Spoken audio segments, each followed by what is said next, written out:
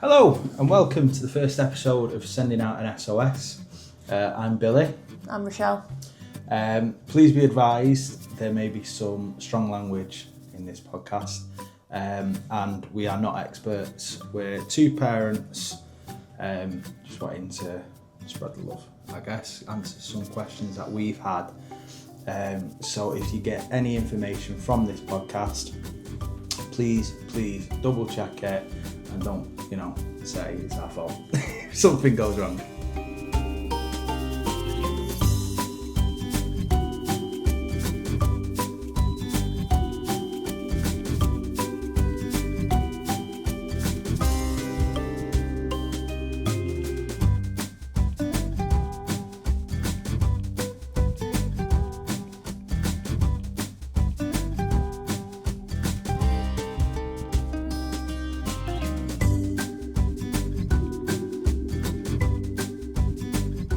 So a bit about who we are.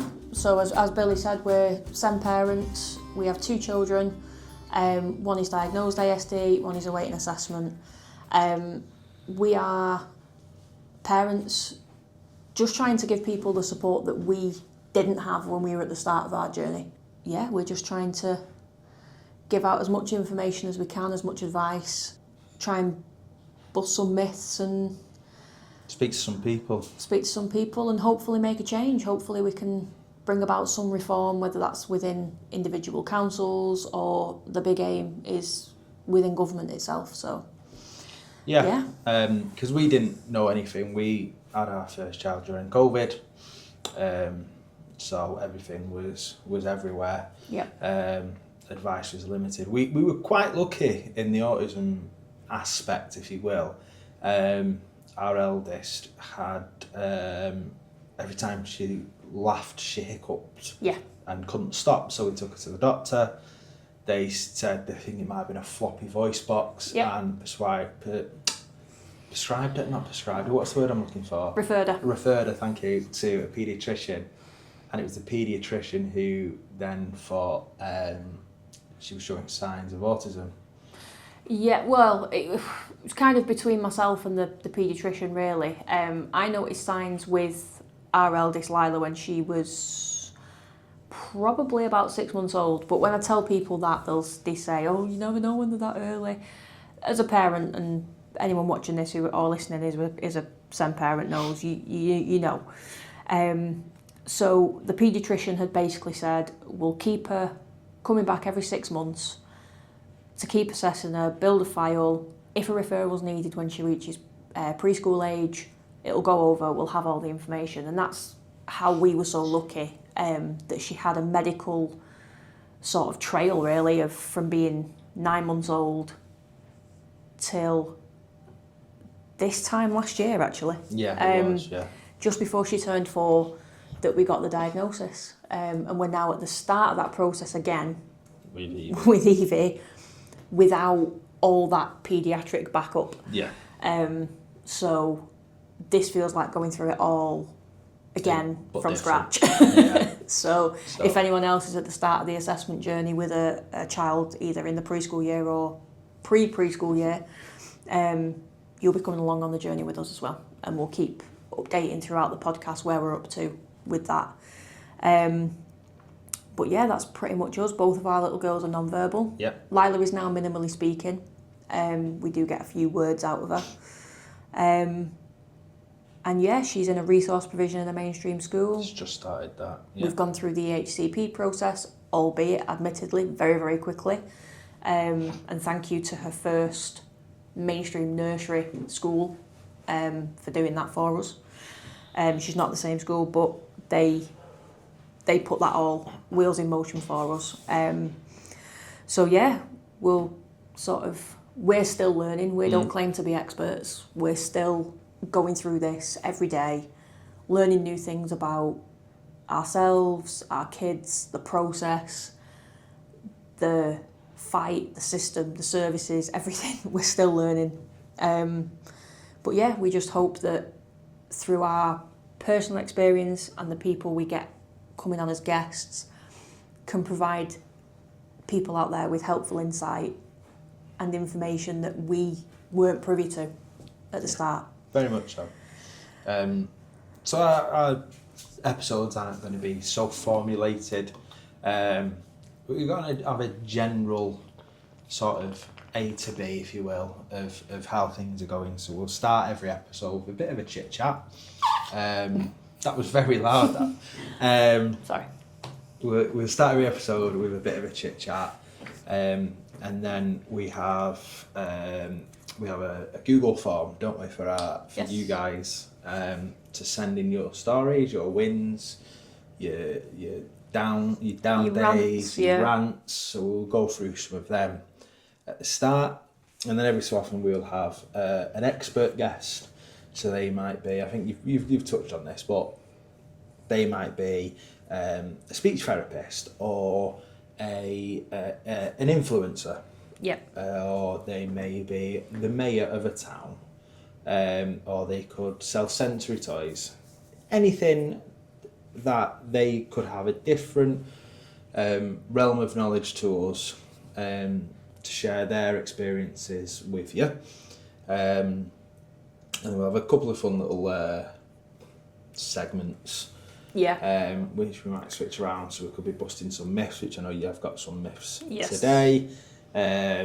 We could be going through the news again. You've got that today. Yep. That's probably the more prevalent one at the moment, with everything going through, and we'll touch on it later in this. But with everything going through government at the moment, everybody knows in terms of government policy and how it's filters down to the everyday people. It's constantly changing, it's constantly updating. We are both big into politics. We will never be discussing politics directly in terms of political parties, policies, anything like that. It's only things that will affect our kids, basically. So they will probably be featuring more government updates, and it's primarily for the reason that when they give an update, the government, they do it in government speak. They do it in the way it's worded to never really give a direct answer. So what we want to do is try and break that down into easier, manageable, understandable pieces, and how that would directly affect you and your child, and how it would affect us and our kids. So expect some government updates. If you don't like politics and sort of hearing about the government or hearing the word government, we will give you a bit of a warning beforehand, so you can always skip past it. I'll pop up in a post-edited voice and say, to skip this part, go to minute such and such. So them segments will be dotted through each time. I know some podcasts like to be very rigid, but like the world we live in, and by that I mean parents and children, it's no 2 days are the same, no two podcasts are the same. Primarily we'll be looking at guests and stuff like that, but we won't always have guests, and we don't want to leave you wanting more. So you've got some myths for us. Myth busting! Yeah, so one of the big things, so we have, if you're seeing this on TikTok, you will know, we have a TikTok channel that we go live on quite a lot, twice a week. More on that in a bit. But some of the questions that come up form part of our myth busting. And the biggest one we've had, biggest three we'll tackle on today. So the first one is the primary one, is the talk of DLA. So many people in our comments, in the emails we receive, the private messages we get on TikTok and on our Facebook group, is that people think you have to have a diagnosis to get DLA. You don't. DLA is based on care needs. Now there are, just sort of intervene on myself there, is that in Scotland they have a different process, and it's not called DLA. I cannot remember off the top of my head what it's called. Billy will edit that in on a post-editing voice of what the Scottish and the Northern Irish alternatives are. Leave a gap. Post-editing Billy here. Hi, it's CDP in Scotland. That's the Child Disability Payment. Hello, Evie. CDP, Child Disability Payment. Thank you, Billy. But yeah, so it's based on care need. It's not based on diagnosis. We got DLA for both of our kids way before they were diagnosed. It's based around care need. You may need some support in medical evidence. You may need, but the evidence that's supplied for DLA varies. It doesn't always have to be medical. It doesn't always have to be educational. They don't have to be in a setting.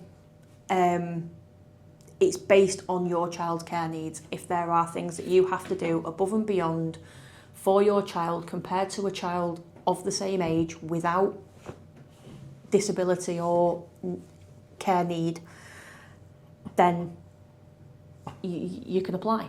And there's no harm in applying. No, and one thing I seen on a TikTok recently, and it made a good point. So if you are anything like us, we have Ring indoor cams in both the rooms as sort of night monitors, but also you hear a bang during the day. What was that bang? Or where are they? That is not normal. That is above and beyond what you are expected to do with a 5-year-old child. That goes in the EHCP. Nighttime, if you would go to bed at 9 o'clock at night and you would get up at 6 o'clock in the morning, that is nighttime. If you are still putting your kid to bed at 11 o'clock, it doesn't start when they go to bed, it starts when you should go to bed. So from 9 till 11, they are extra hours that you are working. If you're up at 2 o'clock in the morning, 3 o'clock in the morning, and then they're up for the day at 4, we thought that might happen. For those listening, one of our posters fell. 4 in the morning, if they're up from 4 and you wouldn't be up till 6, that is extra care. That goes in the DLA. Yes. There is also other things that we didn't realise when we first applied for DLA, and it was thanks to a TikTok video, for things that we have around the house. So our children are 2 and 4. I was going to say 5. She may be 5 by the time this comes out, I don't know. But we still have baby gates. Well, and baby gate on the kitchen door. But we also have bolts on the front door. Yep. We have restrictors on the windows. We have 2 bolts on the front door. We have 2 bolts on the front door. We have restrictors on the windows with locks. We have locks on our bedroom door, the bathroom door, the kitchen. We have locks all over the house. They're not on the girls' doors. I've seen someone post something on TikTok about this is your life if you're an autism parent and load of locks, and people were concerned. Now I can't speak for everyone, but in our life we lock ourselves away. We don't let the kids away. Apart from the obviously the front and back. Yeah, we more lock them out of things than lock them into things. And that's not to discredit anybody who has a lock on their child's bedroom, because in some circumstances we are aware of friends of the family, friends of like us personally, that has to be done. That has to happen. They have to, for their child's safety, have to do that. And as people say with autism and ADHD and just general SEND needs in general, is no 2 children are the same, no 2 people's circumstances are the same.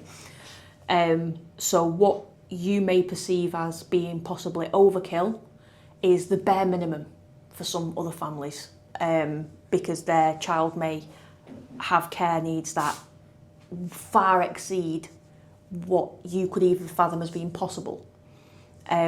So yeah, and in the nicest possible way. That's, so if there's anything that you have to do within your house in terms of security, safety, anything like that, that all can go down as evidence, whether your child has been diagnosed or not. Similar to that, the next myth, you do not need a diagnosis to get an EHCP. Now I'm going to talk more about EHCPs in the next part, which is the trigger warning government update. But EHCPs, you do not need a diagnosis. Again, EHCPs are based on care need. If your child in their educational setting, whether that be a private nursery, a mainstream school, alternative provision, anything like that, if what they need to receive the base level of education far exceeds that of their peers in their year group requires an EHCP. You do not need school to apply for it. Parental applications can go through. From what we have heard, now this is one of those things where we've said about advice, don't take our advice as gospel, but from my experience with friends I've spoken to within advocacy services, sometimes the parental applications go through a bit quicker. And that's only because school have to have a certain level of evidence before they can put in the EHCP, and that does vary by council. But yeah, you don't need a diagnosis for that. We got Lila's through extremely quickly. And again, we always say this, we are very, very lucky with the level of service we have received for Lila. We are starting to see a difference in that level of service with Evie.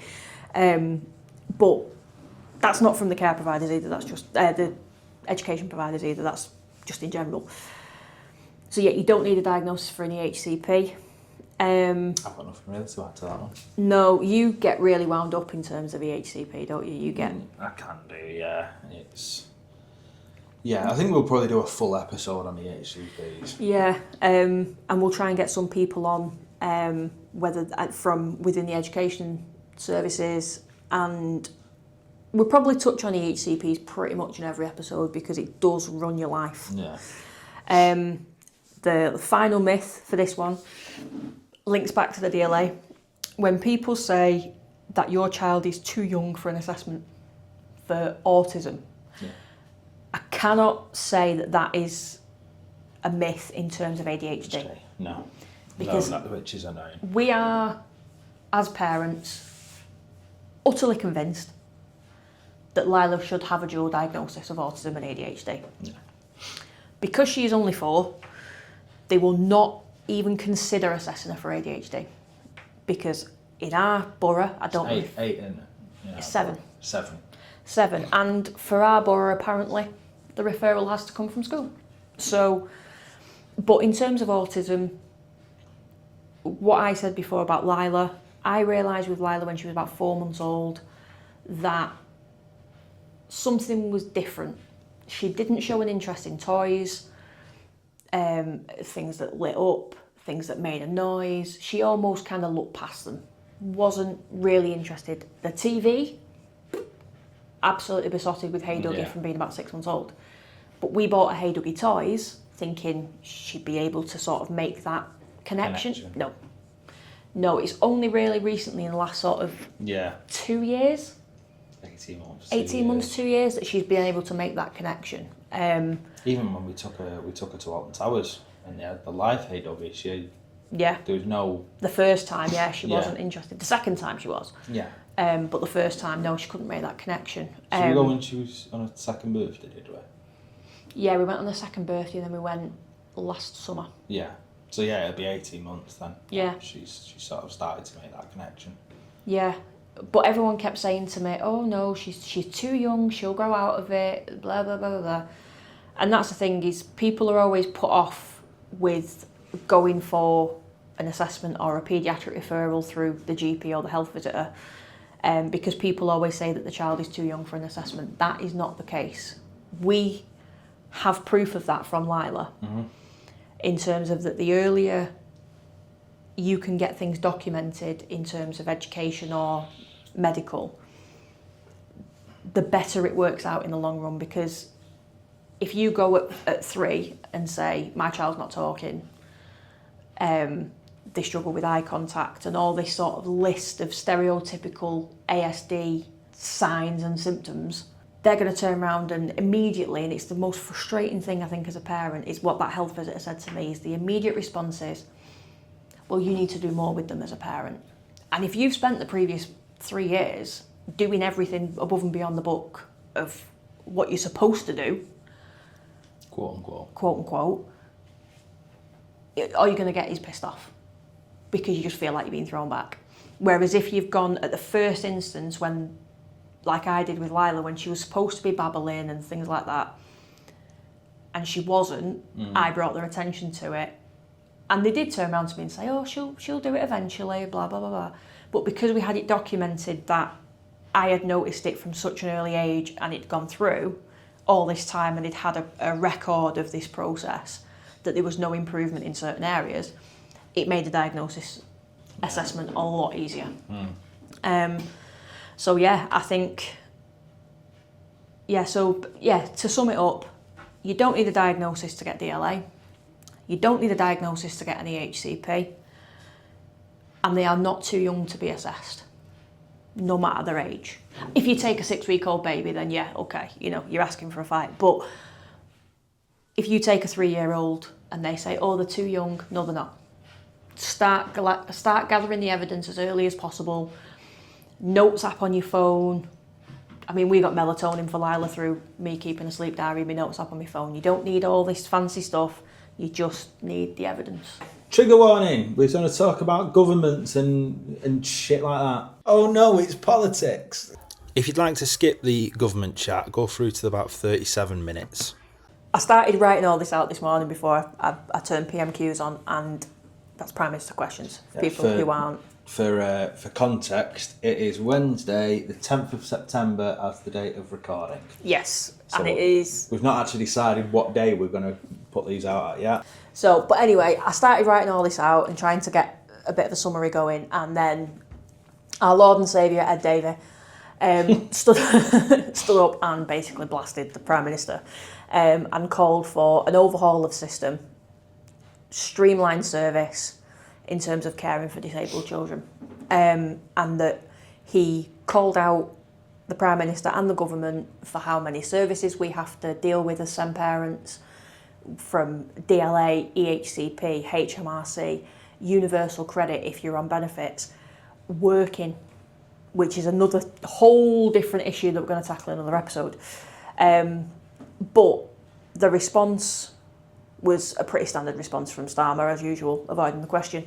But a report did come out a few days ago that called for a new approach to SEND, with all support going through what they're calling a children's plan. So these children's plans are going to be split into 3 new sections. So children who need specialist support over and above the core offer will receive an education plan. Those with both health and education needs will receive an education and health plan.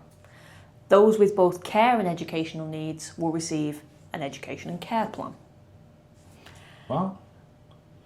Why are they making it more complicated? What if you've got education, health, care? Well, this is what they're saying. And it's how do they distinguish between need? Yeah. So what's a health need, what's a care need? It's an educational health and care need. Maybe we could have one for them. We could call it an EHCP. Oh, honest to God. Well, they originally said... Because life isn't hard enough. I know. And they initially said as well they wanted to do it for children with medical need. But autism and ADHD are medical conditions. Yeah. I think they were probably wanting to say physical disabilities. Yeah. But again, there are some children with autism and some aspects on the autism spectrum that cause physical difficulties. And also, not every disability is visible. We've had a big thing about this for years. Yep. Although COVID did ruin that with people with the sunflower lanyards. The sunflower lanyards were a perfect thing until COVID came in. Yeah, not bad too. And then they were just... I don't want to wear a mask, so I'm going to fuck off. Not bad. I did warn you about strong language, I wasn't lying. We've been quite nice, and then we're talking about policy. Yeah, policy's always the thing that gets us... We spend hours at night, don't we, just arguing and ranting over policy and politics, and it's just, I think it's one of those things, as again, I know we said we weren't going to dive into politics, but I think it's just a standard thing. I have always said a health minister should be a former doctor, an education minister should be somebody who's worked in the education sector, and I think people who make decisions about disabled children should be somebody with a disabled child. Because unless you're living it, and people who are watching this or listening to this will understand, you will have friends or family members not necessarily close family members, but you will have somebody in your life who does not have a disabled child, and they will tell you how to parent your child. Yeah. And they will tell you like you have never lived a day in your own shoes. And I think when people try and make policy about disabled children and caring for disabled children as a parent, as a guardian, as a foster carer, whatever, they have no idea how it is day to day. No. But it's the problem with the way we run the system in this country is you've got to be an MP to do it, or you've got to be in the government of some form, a lord or whatever. It's just it don't work. But again, they're making policy for us, and people have voted them in to do that. It's so complicated all the time that it's just. If anything, they should not necessarily the Minister for Health should be X, Y, and Z, but they should have, a board of people, advisors who are living in all these different shoes, because that is the most idiotic plan I've ever heard. Yeah. So not only is it harder for parents, it's more complicated now for teachers. Yeah. Because they've got to try and get their head around 3-4 different plans now. Yeah, because I don't know whether. Because it kind of contradicts itself, because it's got this about the 3 new sectors in the report that I read. The EHCPs, so again they're referring back to an EHCP, so it must be an option, should only be for children, this is what made me laugh, should only be for children whose needs span across education, care and health. But they should be issued automatically for those with lifelong, life-limiting or life-determining conditions without a long assessment process. Now, you don't just wake up in the morning as a child or an adult with autism and go, I'm not autistic anymore. This is something you have for the rest of your life. It's not a disease. It's a syndrome. It's something to do with your brain. You have this for your whole life, and for some people who's sort of, if you think of it as a linear spectrum, it's not a linear spectrum by any means, but if you think of it as a linear spectrum, and you've got what they used to have as, what was it they used to call it, high functioning, was sort of down that end, and then you've got low functioning, which is down that end. So for children sort of down this end, where it's these all aspects of their autistic spectrum disorder impact their life sort of equally but also significantly. Yeah. That is life limiting. Yeah. Well, when people say life limiting, they usually mean like your life expectancy and stuff is that's usually what life limiting means, but it's still lifelong and it's life determining. Yeah. It's life determining 100%. Yeah, it is lifelong. It's something you are born with, and it's something that stays with you until you're no longer here. It's something that will not cast a shadow over your life, but it will always be there. It will affect your life completely throughout your life. But again, if they're saying that it should only be for children whose needs span across EHC and whatever, who do they think's getting these EHCPs? Because as far as I'm aware, the kids with EHCPs already are these kids. Yeah. So if they're talking about an overhaul of policy, they're talking about let's overhaul it, but then everybody's getting the same thing again.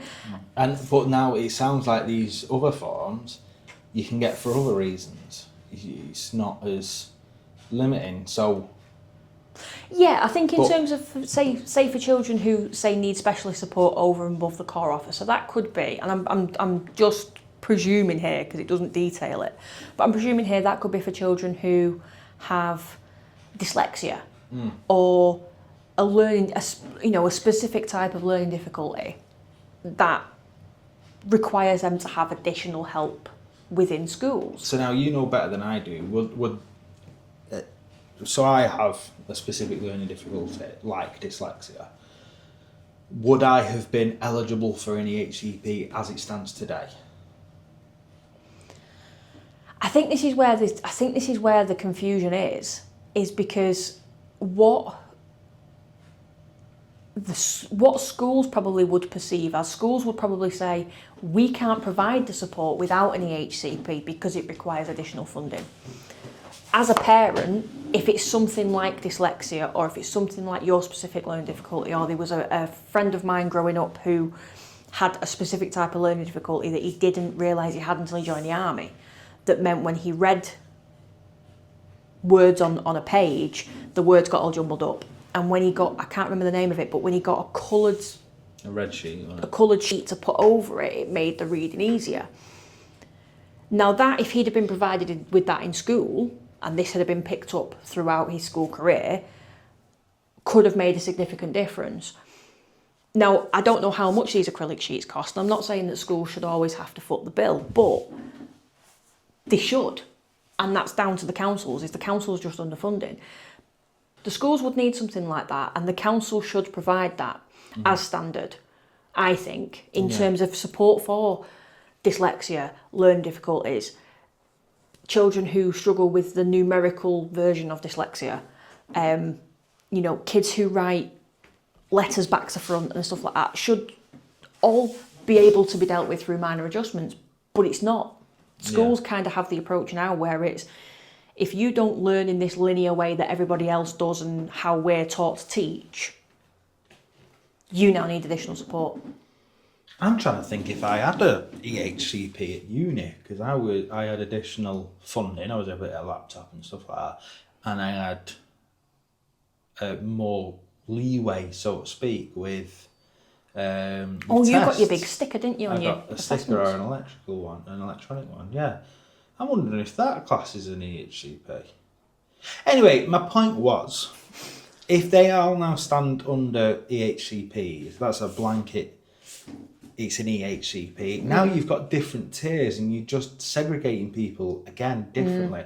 It's, oh, you've got an EHCP, I've only got an ECP, or I've got an EHP. Or it's if you need the extra help, you need the extra help. Yeah. You know, it just the whole idea of streamlining something is to make it a bit more straightforward, and all they're doing here is complicating it.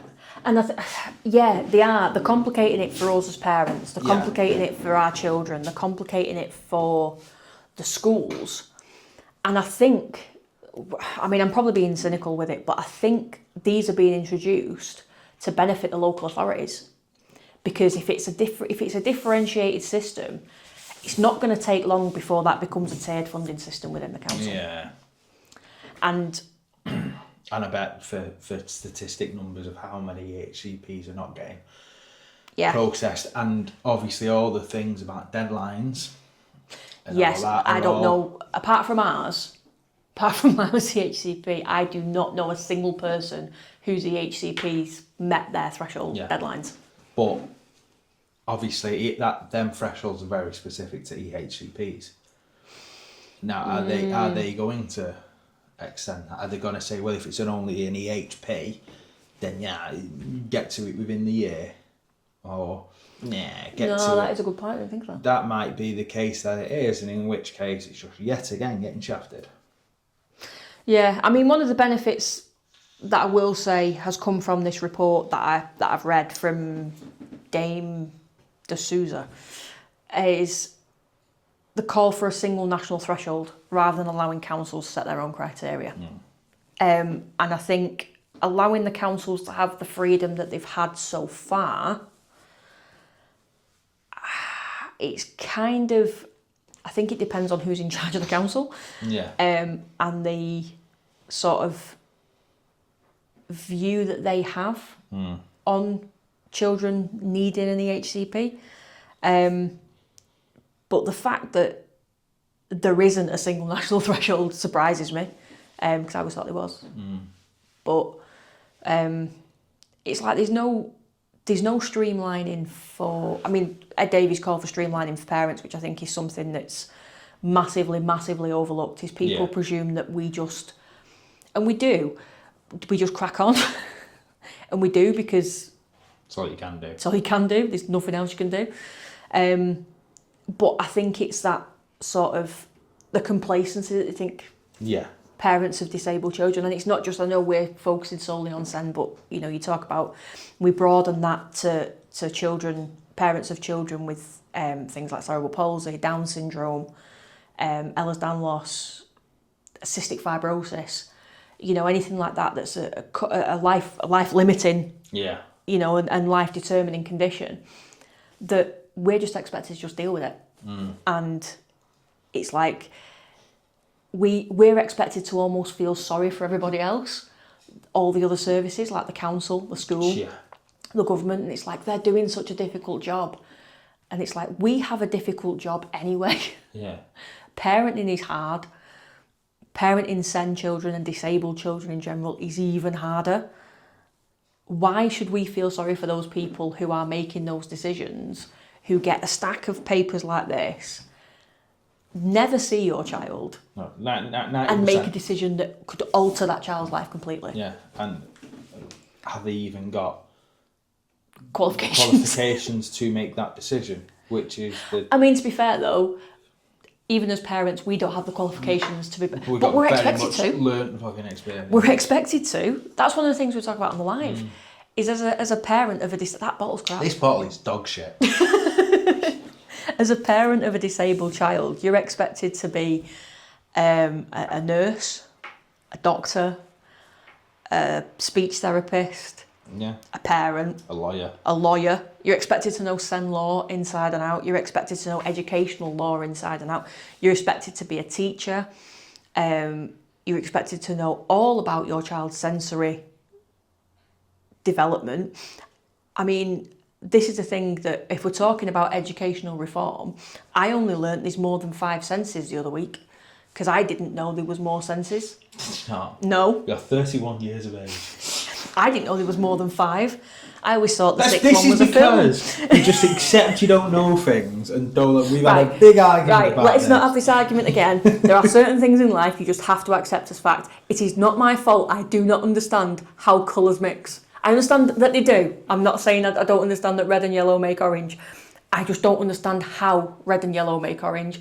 And it's just a fact of life I have to accept. And I'm okay with that. I'm okay with that. I'm okay. So coming up then on future episodes. So we've got...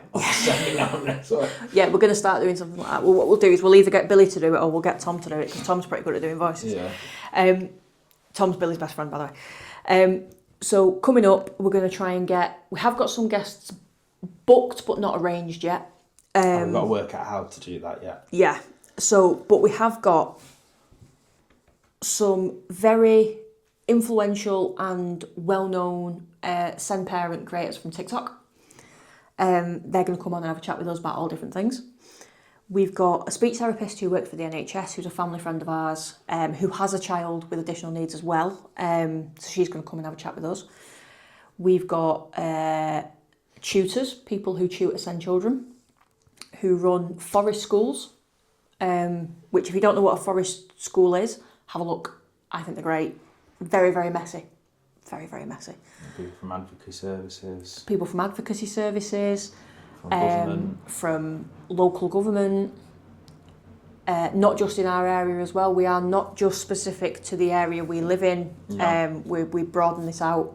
Not just across England as well. We've got followers from Scotland, from Northern Ireland, from Wales. We don't delve into the Republic of Ireland because... We're not saying you can't come and watch. You can't come and watch. We're more than happy to accept people from all over the world come in and watch us and listen to us. We can't provide updates for your area. No. I'm sorry. We do not ship to the... we do not ship overseas.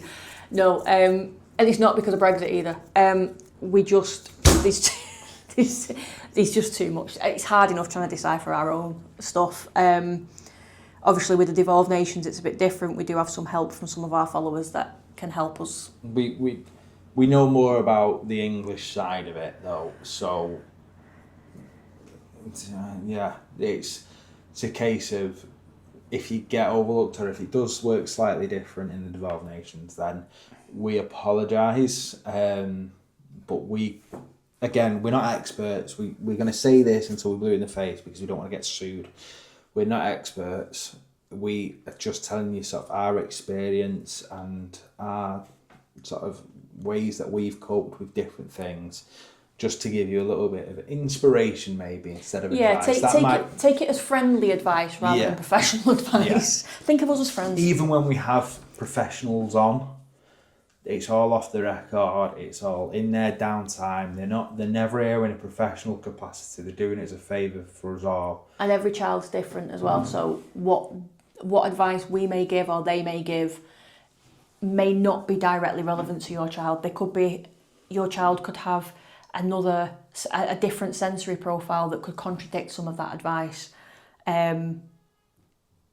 if that was to be given in a sort of professional, medical or educational setting. So we advise people just to take pieces of what we say. And do your own research, so to speak, and to make sure what we're saying is Please do your own research. Please, we will point you in the right direction. And our inbox is always open for any questions. If you're struggling where to look for that information, we will always try and help. But please, please, please do not take our word as gospel. I am currently a pub cleaner and you are a window fitter. We are not professionals. I do media. He does media. Yes, he does media, but at current. So so we're not sure. We'll say we kind of want Mama and Tommy as our first guest because she's the first person we reached out to. So we're hoping the next one we're going to get Kirsty on. If not, she will be in the near future. And we will try and get more creators on. We were trying to, this gives us a great segue into the next bit, which is we have a great following on TikTok. People who come and see us. We go live twice a week. So we do a Wednesday night and a Sunday night. We do have people dropping out of that, but we do have a lot of people who are there pretty consistently. Yeah, and they know who they are. We have a good chat, we have a good laugh. And we're going to try something new in terms of the lives. It's the sort of last 30 minutes. Yeah. We're just going to not talk about being a SEN parent at all. We're going to talk TV. We're going to talk sport. Music. We're going to films, music. We're just going to give parents half an hour to just take the mind off it for a bit. Yeah. So you can find us on TikTok. Obviously, if you've seen us on TikTok, drop us a follow. If you're listening on Spotify or YouTube or wherever, at Send SOS Pod on TikTok. We have a Facebook group that's in our link tree on our TikTok profile. We have a Facebook page and a subsequent group. Yeah. We have a great moderator on there who keeps conversations flowing. Drop on there for a rant. If you want, drop on there to brag. If your kid's done something and you think, oh my God, I need to tell someone, but I feel like I'm just going to be crying out for attention, put it in the group, man. Put it in the group. It's one thing on the lives. We've not yet had a non-win on a live. Yes, we are on. I think we're on a streak of 8 lives in a row where we've had a win in the comments or from us. Yeah. So we're trying to keep that going. But yeah, so anyone's welcome in the live. If anyone wants to jump on and they've got a question that's too long to type, just put a comment on going, can I just jump on with you for a second? Absolutely. Or if you're in the live and you see a comment that you think, oh, I know what advice I can give them, drop a comment. Yeah. We're building a village here. There's times that we're speaking to someone about a specific issue and I can see in the comments there's a back and forth between 2 people helping each other out while we're talking about something completely different. We're talking about apples and they're talking about oranges, and it's really good. And that's why we actually came up with the idea for this Facebook support group on a live. So yeah, we are very much a community. We're all villagers. We're building our village, and we'd love for you to join our village. Yeah, because like I said, being a parent can be tough. SEN parenting is tougher. But in your child's eyes, nobody's doing it better than you. So, yeah, take that with you. And, yeah, thanks for joining us. Thanks for joining us. We will see you next time. Yeah. Hopefully we'll have a guest. If not, it's just going to be us 2 chatting shit, arguing. We're going to try weekly. If not, it'll be bi-weekly. You'll find out when the next one comes out. Yeah, whenever the next one comes out, because we don't even know when we're going to put this one out yet. So, Ta-ra. yeah, thanks for joining us.